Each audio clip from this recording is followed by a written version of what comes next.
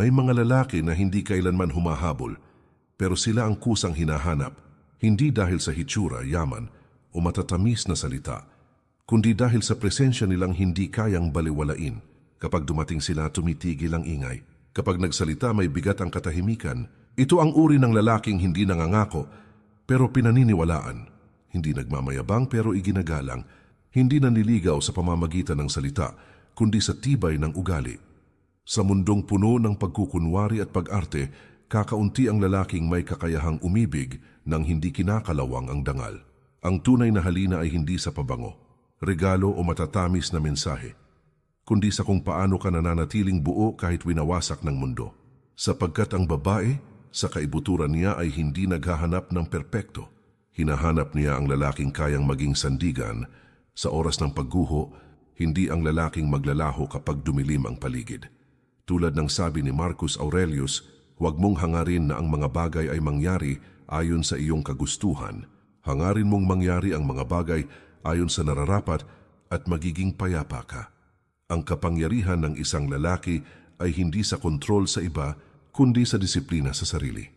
Kaibigan at kapatid, muli, inaanyayahan kita na mag-subscribe sa ating channel para lagi kang updated sa mga bagong videos na aking gagawin at babago sa pananaw mo sa buhay. Sa puntong ito, malinaw na ang pag-ibig ay hindi basta emosyon. Ito ay tugon sa karakter. Hindi lahat ng lalaki ay pinagkakalooban ng ganong uri ng halina dahil hindi ito nalilikha sa isang araw. Ito ay bunga ng paninindigan, katahimikan, at pagkilalang hindi kailangang makita ng iba upang maging totoo. Kaya ngayon, hindi natin tatalakayin ang mga panlabas na bagay. Hindi ito tungkol sa itsura, sa estilo ng pananamit, o sa matatamis na salitang kayang sabihin ng kahit sino, sapagkat ang tunay na pag-ibig ay dumarating lamang sa lalaking marunong maging karapat-dapat dito. Number 1, tahimik na lakas. May mga lalaking hindi kailanman sumisigaw ngunit naririnig. Hindi sila palakwento, ngunit pinakikinggan. Sa bawat hakbang nila, may bigat na hindi napapansin ng mata, ngunit nararamdaman ng loob. Hindi nila kailangang magpakitang gilas o ipagyabang ang kanilang kakayahan, sapagkat alam nila na ang tunay na lakas ay hindi nasusukat sa palakpakan ng mundo, kundi sa katahimikang kayang panindigan ang anumang laban.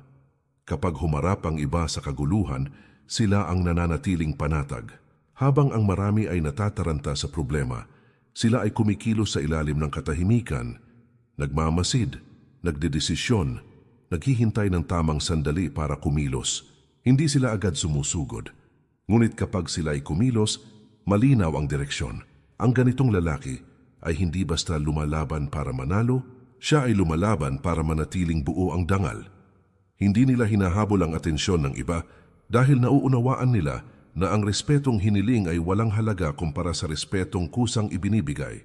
Tahimik silang nagtatayo ng pundasyon, nagdadala ng bigat ng hindi nagrereklamo, nagbabantay ng hindi humihingi ng kapalit. Kapag may unos, sila ang pinupuntahan. Kapag may gulo, sila ang pinakikinggan. Hindi dahil sila ang pinakamalakas sa lahat, kundi dahil sila ang pinakahandang manindigan para sa lahat.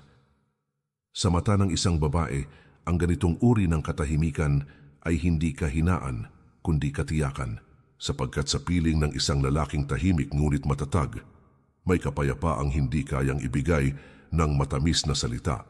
Hindi man siya mangako, alam mong hindi siya tatalikod. Hindi man siya magsalita ng hindi kita iiwan, alam mong kasama mo siya hanggang dulo. Ang tahimik na lakas ay hindi nakakasilaw, ngunit hindi rin kumukupas.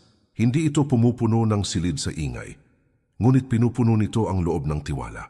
Sa mundong puno ng sigaw, siya ang himig ng katahimikan, at sa katahimikang iyon maraming puso ang kusang nahuhulog. Number 2, paninindigang hindi nayayanig. Ang lalaki na tunay na may bigat ay hindi nabubuhay para sa palakpak ng iba. Hindi niya binabago ang kanyang paniniwala ayon sa direksyon ng hangin, at hindi niya ibinababa ang kanyang dangal kapalit ng pansamantalang papuri. May lakas siyang tanggihan ang tawag ng tukso, kahit tahimik ang gantimpala at malakas ang tukso ng pagkakamali. At kapag napaharap siya sa pagpili sa gitna ng madali at tama, palagi niyang pinipili ang tama kahit ito ang masakit at mahirap. Sa panahon na mabilis magbago ang panlasa ng mundo, nananatili siyang matatag. Hindi siya nadadala ng uso. Hindi siya tumatakbo sa takot ng pag-iisa. At higit sa lahat, hindi niya sinasakripisyo ang sarili niyang integridad upang magustuhan ng iba. Maaring tawagin siyang matigas, ngunit sa kaibuturan, ang katigasan niyang iyon ay hindi yabang, kundi paninindigang hindi kayang bilhin o baliin. Kapag siya'y nagsalita, hindi iyon para ipakita na siya'y tama, kundi dahil hindi niya kayang lumihis mula sa katotohanan. At kapag siya'y tumahimik, hindi iyong pag-uurong kundi paglalatag ng respeto sa sarili. Hindi siya nakikipagtalo upang manalo. Nakikipaglaban siya upang huwag mamatay ang prinsipyo sa loob niya. Sapagkat alam niya, ang talunang kumapit sa prinsipyo ay mas marangal kaysa panalong tumiwalag sa sarili. Sa mata ng babae, ang ganitong paninindigan ay hindi nakakatakot, kundi nagbibigay ng pag-asa. Sapagkat ang lalaking may paninindigan ay lalaking hindi maglalaro sa damdamin. Hindi siya magpapadala sa silakbo ng sandali at hindi niya iiwan ang pangako kapag nawala ang saya. Kung pipili siya, hindi iyong biro. At kung mangako siya, handa niyang akuin ang bigat nito hanggang dulo. Sa mundong mabilis bumigay at madaling sumuko, ang lalaking nananatiling matatag ay nagiging kanlungan. Hindi dahil sa lakas ng kanyang salita, kundi sa katapatan ng kanyang paninindigan at sa katahimikan ng gabing puno ng pagdududa. Ang ganitong lalaki ang nagbibigay ng katiyakang may mga tao pa ring hindi kayang ipagkanulo ang kanilang pagkatao. Number 3, kapasidad na makinig at umintindi. Ang lalaking tunay na kahanga-hanga ay hindi yaong laging nagsasalita, kundi yaong may kakayahang makinig ng buong puso. Hindi siya nagmamadaling magpuna o magbigay ng solusyon, kundi nauunawaan na ang bawat salita ay may bigat at ang bawat damdamin ay may karapatan sa espasyo at oras. Kapag nakikinig siya, hindi lamang para makarating sa dulo ng usapan, kundi upang maunawaan ang katauhan ng kausap. Ang ganitong lalaking marunong makinig ay nagpapakita ng respeto sa isip at damdamin ng babae. At dito nagmumula ang tunay na koneksyon. Hindi siya basta nagbibigay ng sagot na gusto niyang marinig ng iba. Sa halip, inuuna niyang intindihin ang pinagmumulan ng emosyon at ang mga dahilan sa likod ng bawat salitang binibitawan. Nakikita niya ang kabuuan ng tao, hindi lamang ang bahagi na kaakit-akit o kapaki-pakinabang sa kanya. Sa katahimikan ng kanyang pakikinig, na ipapakita niya na handa siyang magsakripisyo ng kanyang oras at pansin para sa kapakanan ng iba, isang ugaling bihira sa mundong mabilis kumilos at magpasya. Ang kakayahang makinig ay hindi simpleng pakikinig ng tainga, kundi pakikinig ng puso. Kapag ang babae ay naramdaman ang ganitong lalim ng atensyon, hindi siya nakokontrol o napipilitang mahalin ng lalaki. Sa halip, kusang nagiging bukas ang puso dahil naramdaman niyang naiintindihan siya, pinapahalagahan at hindi minamadali. Ito ang ugaling nagtatayo ng tiwala at nagpapalalim ng respeto na mas matagal at mas matatag kaysa anumang panlabas na halina. Ang lalaking may ganitong kapasidad ay hindi madaling magalit o magpadala sa emosyon. Naiintindihan niya na ang damdamin ng isa ay hindi dapat puwersahin at ang oras ay kailangan upang maiproseso ang bawat bagay ng may kalmadong pag-iisip. Sa ganitong paraan, siya ay nagiging sandigan hindi dahil sa lakas o kayamanan, kundi dahil sa kakayahang umintindi ng tapat at walang kondisyon. Sa mundong puno ng pagkukunwari at pag-arte, ang lalaking marunong makinig ay kakaiba. Ang kanyang presensya ay nagbibigay ng kapanatagan, ang kanyang tahimik na pangunawa ay lumilikha ng koneksyon. At sa mata ng babae, siya ay lalaking hindi basta kaakit-akit sa labas lamang, kundi lalaking may lalim at katatagan sa loob. Number 4, katatagan sa panahon ng pagsubok. Ang lalaking tunay na kahanga-hanga ay hindi yaong laging maayos ang kapaligiran o palaging magaan ang buhay. Ang kanyang halaga ay nasusukat sa paraan ng kanyang pagtindig sa harap ng unos kapag dumating ang suliranin. Hindi siya nagtatago, hindi siya nagpapanik, at hindi siya nagtatangkang takasan ang bigat ng sitwasyon. Sa halip, humaharap siya rito ng buong tapang at malinaw ang isip, handang gawin ang nararapat kahit mahirap at mapanganib. Ang ganitong uri ng lalaki ay naiintindihan na ang bawat pagsubok ay hindi sumpa kundi pagkakataon upang patibayin ang sarili at linangin ang karakter na hindi kayang kupas ng oras o tukso ng mundo. Hindi siya humahabol sa kaginhawaan o seguridad ng iba, sapagkat nauunawaan niyang ang tunay na lakas ay hindi nakukuha sa madaling daan. Kapag nadapa, bumabangon siya ng may dignidad. Kapag nabigo, natututo siya at hindi nawawalan ng direksyon. Ang kanyang tapang at determinasyon ay hindi ipinagmamalaki sa malakas na sigaw, kundi ipinapakita sa katahimikan ng kilos at sa paraan ng kanyang pagtanggap sa responsibilidad. Ang ganitong lalaki ay kayang magdala ng sariling pasanin nang hindi iniingay ang paghihirap at sa katahimikang iyon, ramdam ng iba ang bigat ng kanyang tapang at integridad. Ang babae ay naakit sa ganitong uri ng katatagan dahil nagbibigay ito ng katiyakan at kapanatagan. Hindi siya natitinag ng takot o pangamba at hindi niya hinahayaan ang hirap na wasakin ang kanyang pagkatao. Sa halip, nagiging halimbawa siya ng determinasyon, isang lalaki na handang magtiis at kumilos para sa tama, hindi para sa pansariling kapakinabangan, kundi para sa ikabubuti ng nakapaligid sa kanya. Sa mundong puno ng pabago-bagong tao at mabilis sumuko sa unang pagsubok, ang lalaking may ganitong tibay ay nagbibigay ng inspirasyon, tiwala at pag-ibig na hindi nasusukat sa salita kundi sa lalim at katatagan ng kanyang pagkatao. Number 5. Pananagutan sa bawat gawa. Ang lalaki na tunay na kahanga-hanga ay hindi yaong laging nakakatakas sa responsibilidad o umaasa na ang iba ang mag-aayos ng kanyang mga pagkukulang.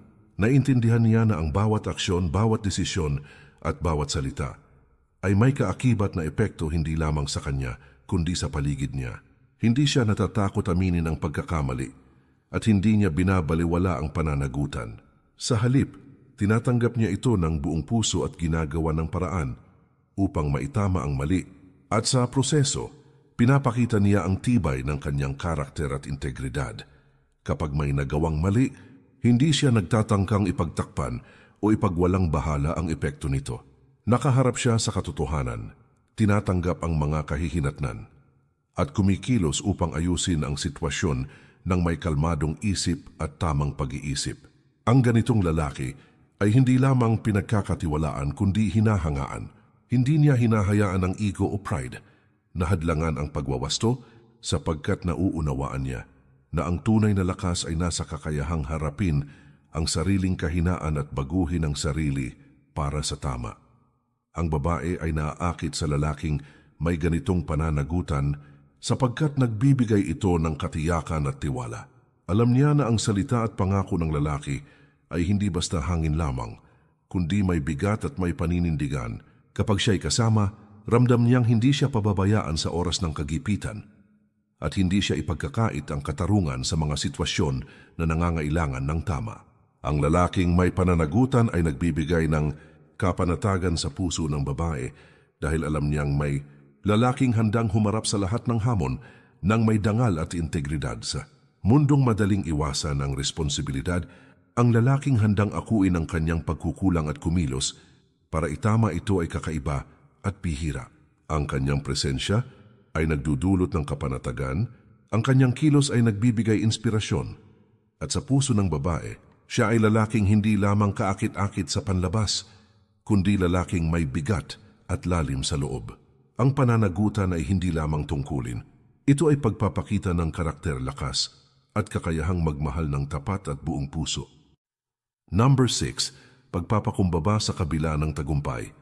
Ang lalaki na tunay na kahanga-hanga ay hindi yaong nagpapakita ng kayabangan o pagpapakilala sa sarili sa tuwing may nakamit.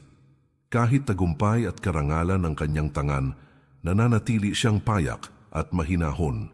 Hindi siya nagmamalaki upang makuha ang paghanga ng iba at hindi rin niya hinahayaan ang kanyang ego na diktahan ng kanyang kilos o salita. Ang kanyang lakas ay hindi nasusukat sa dami ng papuri na natatanggap kundi sa kakayahang manatiling totoo sa sarili sa kabila ng lahat ng nakamit. Kapag siya'y nakamit ang tagumpay, hindi niya ito ginagamit upang lamangan o maliitin ang iba. Sa halip, ginagamit niya ang karanasan at natutunan upang gabayan ang iba, hindi upang ipagmalaki ang sarili. Ang ganitong lalaking may pagpapakumbaba ay marunong umakma sa realidad ng mundo, na nauunawaan na ang tunay na halaga ng tao ay hindi sa kung gaano kalaki ang naabot, kundi sa kung paano siya kumikilos sa ilalim ng tagumpay at paano niya pinapangalagaan ang dangal ng iba. Ang babae ay naaakit sa ganitong uri ng lalaki sapagkat ramdam niya ang tunay na katahimikan ng puso. Hindi siya nagpapanggap, hindi siya nagpapaapekto sa pagkilala ng iba, at hindi niya hinahayaan na ang kanyang tagumpay ay maging hadlang sa kababaang loob. Kapag kasama siya, ramdam ng iba ang kapanatagan at respeto. Dahil ang ganitong lalaki ay hindi nagmamalabis, ngunit laging naroroon para tumulong at sumuporta ng tahimik at tapat. Sa mundong maraming nahuhulog sa sariling pride at panlabas, na anyo ang lalaking may ganap na pagpapakumbaba ay bihira at kahanga-hanga. Ang kanyang presensya ay hindi nakasisilaw, ngunit nakakapagpaayos ng kapaligiran.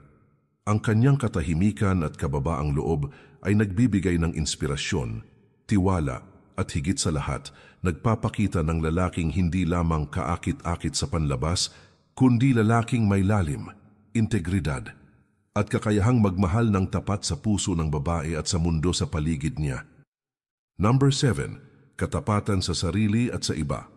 Ang lalaki na tunay na kahanga-hanga ay hindi yaong nagpapanggap o nagtatago sa likod ng maskara upang maging gusto ng iba. Ang kanyang salita at gawa ay nagtatagpo, at ang bawat kilos ay bunga ng kanyang paninindigan at integridad. Hindi siya kumikilos upang makuha ang papuri o pansin ng iba, kundi upang gawin ang tama kahit walang nakatingin. Ang ganitong lalaking may katapatan ay hindi lamang tapat sa mundo, kundi higit sa lahat, tapat sa sarili.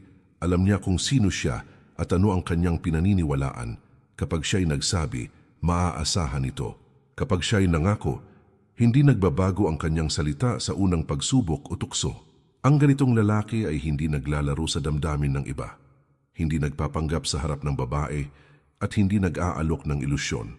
Ang katapatan niya ay hindi lamang salita, kundi nakikita sa paraan ng kanyang pakikitungo, sa kanyang mga desisyon, at sa pagtindig niya sa mga paninindigan na may bigat at kahulugan.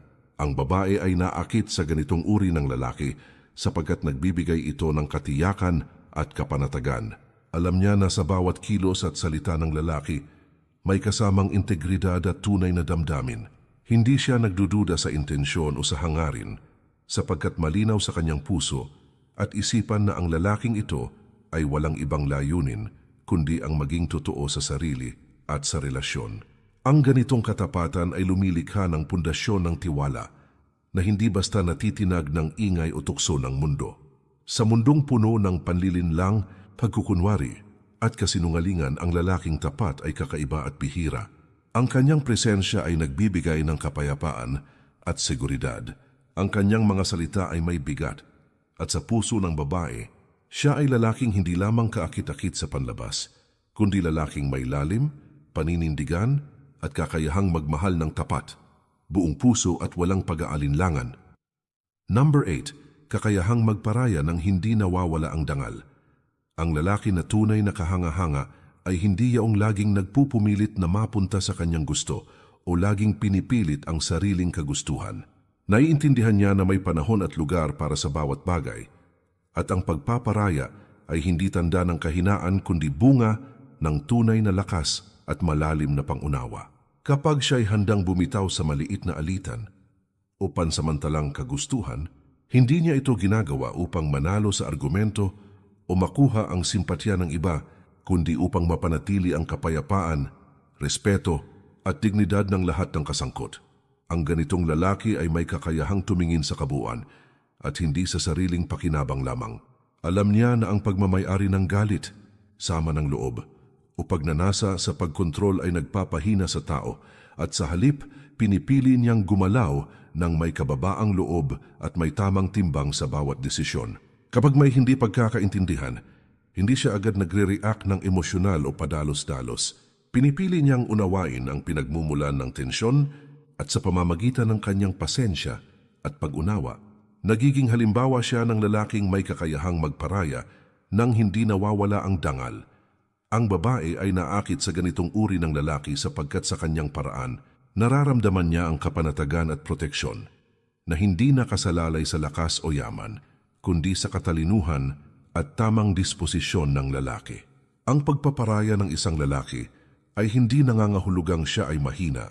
Sa halip, ito ay pagpapakita ng kanyang kakayahang kontrolin ang sarili, ang emosyon at ang sitwasyon. Sa bawat pagkakataon na handa siyang magparaya, lumilikha siya ng respeto at tiwala na mas matibay kaysa anumang panlabas na pagpapakita ng kapangyarihan o kagalingan. Sa mundong maraming gumagawa ng labis para sa pansariling kapakinabangan, ang lalaking marunong magparaya ay bihira at kahanga-hanga. Ang kanyang presensya ay hindi lamang nagdudulot ng katahimikan, kundi nagtataguyod ng balanse at kabutihang panlahat. Sa mata ng babae, siya ay lalaking hindi lamang kaakit-akit sa labas, kundi lalaking may lalim, kontrol sa sarili at kakayahang magmahal ng may respeto, tapang at tunay na dignidad. Number 9. Pagiging mapagkakatiwalaan sa bawat sandali. Ang lalaki na tunay na kahanga-hanga ay hindi yaong basta nagagawa ang tama kapag may nakatingin o kapag madali ang sitwasyon.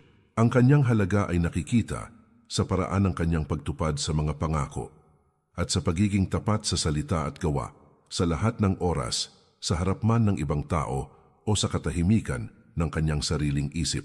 Hindi niya inuuna ang sariling kapakinabangan at hindi niya ginagamit ang tiwala ng iba bilang laro o oportunidad para sa pansariling pakinabang.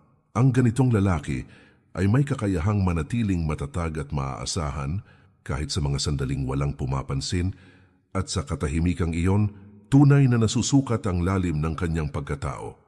Kapag siya'y nangako, hindi nagbabago ang kanyang salita sa unang pagsubok o tukso. Hindi siya basta nagsasalita upang makuha ang simpatiya o pagmamahal ng iba, kundi upang ipakita ang paninindigan at integridad. Ang ganitong lalaki ay marunong unawain na ang tiwala ay hindi dapat ibinibigay ng basta-basta. At kapag ito'y naipagkaloob, kailangang alagaan at panatilihin sa pamamagitan ng bawat kilos at desisyon. Hindi siya pumapayag na masira ang tiwala ng iba sa pamamagitan ng simpleng kapabayaan o walang ingat na salita. Sa halip, pinipili niyang maging maingat, responsable at tapat sapagkat nauunawaan niya na ang isang sandali ng pagkukulang ay maaring magdulot ng pangmatagalang sugat sa damdamin ng ibang tao. Ang babae ay naakit sa ganitong uri ng lalaki sapagkat ramdam niya na sa bawat kilos at pangako may kasamang paninindigan at tunay na intensyon. Hindi siya nag-aalala na ang lalaki ay maglalaro sa damdamin o magbibigay ng ilusyon.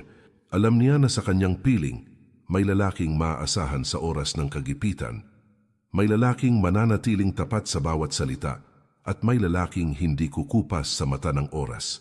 Ang pagiging mapagkakatiwalaan ay lumilikha ng pundasyon ng relasyon na hindi basta naglalaho, at sa mata ng babae, ito ay mas mahalaga kaysa anumang panlabas na kaakit-akit o kasikatan. Sa mundong mabilis magbago ang isip at madaling magduda, ang lalaking maaasahan sa bawat sandali ay bihira at kakaiba. Ang kanyang presensya ay nagbibigay ng kapanatagan, ang kanyang salita ay may bigat, at sa puso ng babae, siya ay lalaking hindi lamang kaakit-akit sa labas, kundi lalaking may lalim, integridad, at kakayahang magmahal ng tapat, buo, at walang pag-aalinlangan. Number 10. Pagpapakita ng tunay na respeto sa babae. Ang lalaki na tunay na kahanga-hanga ay hindi yaong nagpapakita ng pansamantalang kabaitan upang makuha ang simpatiya o puso ng babae. Naiintindihan niya na ang respeto ay hindi basta salita kundi nakikita. Sa bawat kilos, sa bawat desisyon, at sa bawat paraan ng pakikitungo.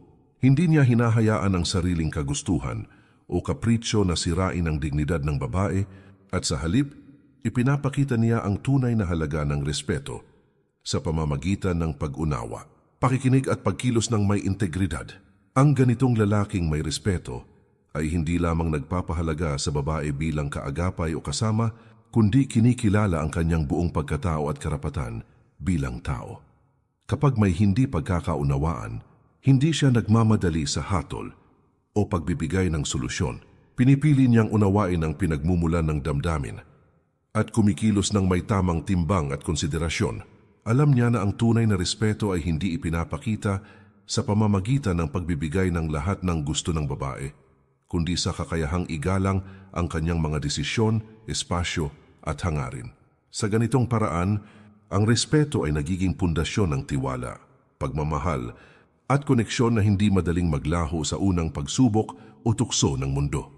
Ang babae ay naakit sa lalaking may ganitong pag-uugali sapagkat nagbibigay ito ng kapanatagan at katiyakan.